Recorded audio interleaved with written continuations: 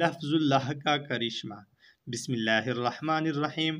خواجہ غلام حسن سواق رحمہ اللہ بڑے معروف بزرگ گزرے ہیں۔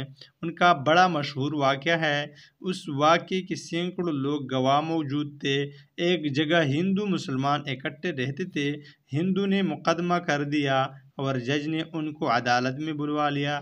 حضرت عدالت میں پہنچے جج سے پوچھا کہ مجھے کیوں بلایا؟ اس نے کہا کہ جی آپ پر مقدمہ یہ ہے کہ آپ نوجوان ہندو کو زبردستی مسلمان بناتے ہیں۔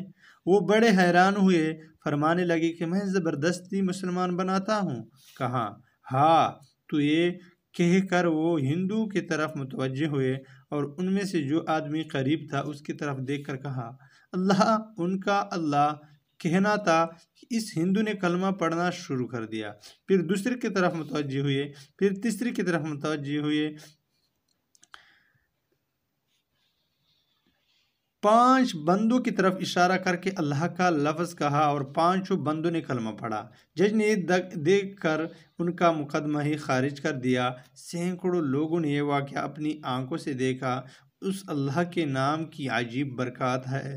ہاں ہم یہ نام لینا نہیں آتا، ذرا لکھ کر تو دیکھے، تب پتہ چلے گا۔ جب اللہ تعالیٰ نے قرآن میں کہہ دیا تبارک اسم ربک، برکت والا نام ہے تیرے رب کا، ہم پہلے یہ نام پکارنا تو سیکھیں، پھر اس کی برکتیں دیکھیں گے۔